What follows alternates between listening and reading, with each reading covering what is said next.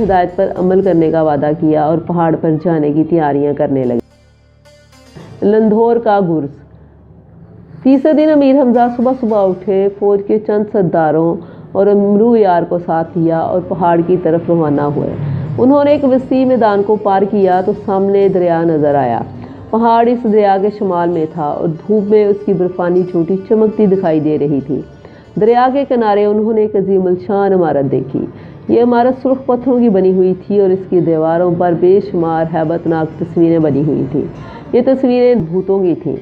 کسی تصویر میں دکھایا گیا تھا کہ سیاہ رنگ کا ایک دیو سرخ رنگ کے ایک دیو سے کشتی لڑ رہا ہے، اور کسی تصویر میں بہت سے دیووں کو خوشی سے ناچتے ہوئے دکھایا گیا تھا۔ امیر حمزہ نے حیرت سے اس عمارت اور تصویروں کو دیکھا اور اپنے ساتھیوں سے کہنے لگے، تم میں سے کسی کو معلوم ہے کہ اس میں کون رہتا ہے؟ سب نے انکار میں سر ہلایا۔ امرو نے فوراً وہ مقدس آئینہ نکالا جو سکندر ذوالقرنین نے دیا تھا۔ اس نے جو ہی آئینے پر نظر ڈالی، دیکھا کہ وہی عمارت ہے اس میں نظر آتی ہے۔ اس کے اندر ایک بہت بڑا اکھاڑا ہے جس میں بڑے بڑے وزنی ہتھیار رکھے ہیں اور بہت سے لڑاکا پہلوان زور کر رہے ہیں۔ یہ تماشا دیکھتے ہی امرو یار نے امیر حمزہ سے کہا، اس کے اندر تو پہلوانوں کا اکھاڑا ہے۔ آہا، مزہ آ گیا، امرو نے کہا، آؤ ذرا ہم بھی اکھاڑے میں چلیں اور پہلوانوں کے کرتب دیکھیں۔ امرو نے انہیں روکنے کی بڑی کوشش کی مگر امیر حمزہ نہ مانے اور آگے بڑھ کر عمارت کے بڑے دروازے میں گھس گئے۔ اندر جا کر دیکھا تو واقعی امرو کا بیان صحیح نکلا۔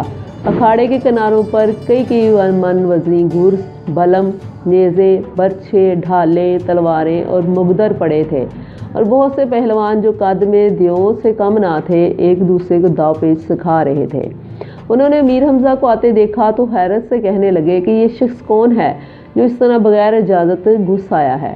تب مقبل وفادار نے آگے بڑھ کر سب کا تعارف کرایا۔ اکھاڑے کے ایک استاد نے امیر حمزہ سے ہاتھ ملایا اور کہا، یہ اکھاڑا ہندوستان کے راجہ لندھور کا ہے، اور یہاں جتنے پہلوان آپ دیکھ رہے ہیں وہ سب کے سب لندھور کے ملازم ہیں۔ اگر اجازت ہو تو ہم بھی آپ کے ان ہتھیاروں کو آزمائیں۔ امیر حمزہ نے مسکرا کر کہا، ہاں ہاں ضرور آزمائیے، اکھاڑے کے استاد پہلوان نے جواب دیا۔ امیر حمزہ نے باری باری سب پہلوانوں سے زور کیا اور انہیں پچھاڑا۔ آخر میں اکھاڑے میں رکھے ہوئے بلموں، نیزوں، برچھوں، تلواروں اور مقدروں کی بھی باری آئی۔ امیر حمزہ نے یہ تمام ہتھیار آسانی سے اٹھا کر گھمائے اور رکھ دیے۔ کئی تلواریں اور نیزے اپنے پنجے سے دوہرے کر دیے۔ یہ تماشا دیکھ کر اکھاڑے کے تمام پہلوان خوف زدہ ہو گئے اور دل میں کہنے لگے کہ یہ شخص معمولی انسان نہیں، جن ہے۔ دیکھنے میں تو معمولی سا آدمی ہے مگر اتنی قوت کسی آدمی میں نہیں ہوتی۔ اکھاڑے کا استاد بول اٹھا، آفرین ہے اس ماں پر جس کے آپ بیٹے ہیں۔ آئیے آپ کو میں ایک اور چیز دکھاؤں۔ وہ امیر حمزہ کو ایک بڑے سے کمرے میں لے گیا۔ اس کمرے میں فولاد کا ایک بہت بڑا گرز رکھا گیا تھا۔ امیر حمزہ اور ان کے ساتھی اس گرز کو دیکھ کر حیران ہوئے کیونکہ وہ بے حد وزنی تھا اور اس کا اٹھانا کسی انسان کے بس کی بات نہ تھی۔ جناب، یہ گرز ہمارے بادشاہ لندھور کا ہے، اکھاڑے کے استاد نے کہا۔ وہ اسے ایک کھلونے کی طرح اٹھا لیتے ہیں، آپ بھی کوشش کیجیے۔ امیر حمزہ نے اس گرز کو اٹھانے کی کوشش کی مگر اٹھنا تو ایک طرف، وہ ان سے ہلا بھی نہ۔ یہ دیکھ کر امیر حمزہ اور ان کے ساتھی سخت شرمندہ ہوئے۔ اکھاڑے کے استاد اور دوسرے پہلوانوں نے ان پر آوازیں کسنے شروع کیے اور قریب تھا کہ آپس میں ہاتھا پائی ہو جائے کہ امیر حمزہ نے اپنے ساتھیوں کو منع کیا اور وہاں سے نکل آئے۔ اب امرو نے اس جگہ لے گیا جہاں سام سے ملاقات ہوئی تھی۔ بڑے میاں ابھی تک وہیں بیٹھے تھے۔ امیر حمزہ کو دیکھ کر خوش ہوئے، محبت سے سر پر ہاتھ پھیرا اور بہت سی دعائیں دی۔ امیر حمزہ کا اترا ہوا چہرہ دیکھا تو پوچھنے لگے، کیا بات ہے، تم بڑے اداس نظر آتے ہو؟ تب امیر حمزہ نے ساری داستان کہہ سنائی۔ سام یہ سن کر ہنسے اور کہنے لگے، بس اتنی سی بات کی فکر ہے، اللہ نے چاہا تو ابھی یہ غم دور ہوا جاتا ہے۔ لندھور کا وہ فولادی گرز تمہاری قوت کے سامنے کیا شے ہے؟ ایسے کئی گرز تم اٹھاؤ گے۔ اچھا، یہ کدال سنبھالو اور یہاں سے 10 گز کے فاصلے پر زمین کھودو۔ امیر حمزہ خوشی خوشی اٹھے اور کدال سے زمین کھودنے لگے۔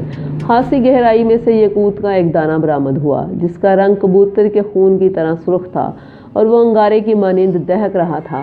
انہوں نے یاقوت کا یہ دانہ سام کو دکھایا تو وہ کہنے لگے، اسے حفاظت سے اپنے پاس رکھو، یہ پتھر بے شمار موقعوں پر تمہیں فائدہ پہنچائے گا۔ اب تم اکیلے جا کر آدم علیہ السلام کے قدم کی زیارت کرو، جب تک حضرت آدم علیہ السلام تمہیں نظر نہ آئیں وہاں سے نہ آنا۔ मीर हमज़ा ये हुक्म पाकर आगे चले। सामने उमरू, मुकब्बल और आदि पहलवान वगैरह को अपने लश्कर में वापस चले जाने की हदायत की और कहा कि मीर हमज़ा का इंतज़ार ना करें, कुछ खबर नहीं कि वो कितने दिन बाद वापस आएँ। उधर मीर हमज़ा ने आदम अलैहिस्सलाम के कदम की ज़ियारत की और इबादत में मसरूफ़ हो गए। दिन एक एक करके गुजरने लगे, लेकिन हज़रत आदम अलैहिस्सलाम दिखाई ना दिए। इस दौरान में मीर हमज़ा ने ना कुछ खाया ना पिया, इबादत करने और रोने के सिवा कोई और काम ना था। ठीक 10वें दिन जब वो सो रहे थे तो एक अजीब ख्वाब नज़र आया। क्या देखते हैं कि आसमान पर एक दरवाज़ा नमूदार हुआ और उस दरवाजे में से एक तख्त निकला। तख्त पर नूरानी शक्ल के एक बुज़ुर्ग सवार थे। आहिस्ता आहिस्ता ये तख्त ज़मीन पर उतरा और इसमें से लंबे कद के एक बुज़ुर्ग नीचे उतरे। उनके सर के बाल, दाढ़ी और भुएँ बर्फ़ की मानिंद सफ़ेद थीं। वो मीर हमज़ा के पास आकर रुके और नरम आवाज़ में कहा, ऐ फर्जंद, तुझ पर सलाम हो, मैं आदम हूँ। मीर हमज़ा फ़ौरन उनके कदमों से लिपट गए। हज़रत आदम अलैहिस्सलाम ने इन्हें सीने से लगाया और कहने लगे, ये बाजूबंद तुम्हारे लिए लाया हूँ, उसे अपने दाएं बाजू से बांध लो। इसकी बरकत से लड़ाई में तुम्हारे बाजू ना कभी झुकेंगे और ना कभी थकेंगे। 1000 दुश्मनों पर भी वार करोगे तो सब एक ही हमले में मारे जाएंगे। तुम्हारी तलवार एक सिरे से दूसरे सिरे तक सबको गाजर मूली की तरह काट देगी, लेकिन इसके साथ चंद शर्तें भी हैं। वादा करो कि तुम इन पर अमल करोगे। मैं वादा करता हूँ, अमीर हमज़ा ने कहा। पहली शर्त यह है कि किसी का दिल ना दुखाना। दूसरी शर्त यह है कि जो शख्स चाहे दुश्मन हो चाहे दोस्त तुमसे पनाह मांगे तो उसे पनाह दे देना, इनकार ना करना। तीसरी शर्त यह है कि जो तुम्हारे सामने से भाग जाए उसका पीछा ना करना।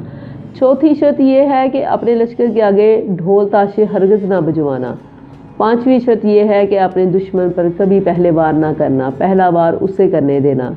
छठी शर्त यह है कि खामखा नारा मत मारना, क्योंकि तुम्हारी आवाज़ मीलों तक जाएगी और इसके असर से बाज़ बेगुनाह लोग भी मर जाएंगे। अगर तुमने इन शर्तों में से एक शर्त के भी खिलाफ काम किया तो ये बाजूबंद गायब हो जाएगा और तुम इसे दोबारा कभी ना पा सकोगे। ये कहकर हज़रत आदम अलैहिस्सलाम अपने तख्त पर सवार हुए और आसमान की जानब पहुंचकर नज़रों से ओझल हो गए।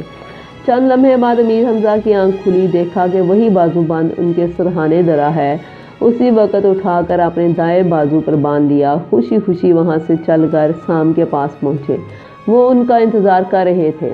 बाजूबंद देखकर खुश हुए और फिर कहने लगे, बेटा हमज़ा, हमारा काम ख़त्म हुआ, अब हम रुखसत होते हैं। जब हम मर जाएं तो अपने हाथों से हमारी मैयत को कब्र खोद कर दफन करना।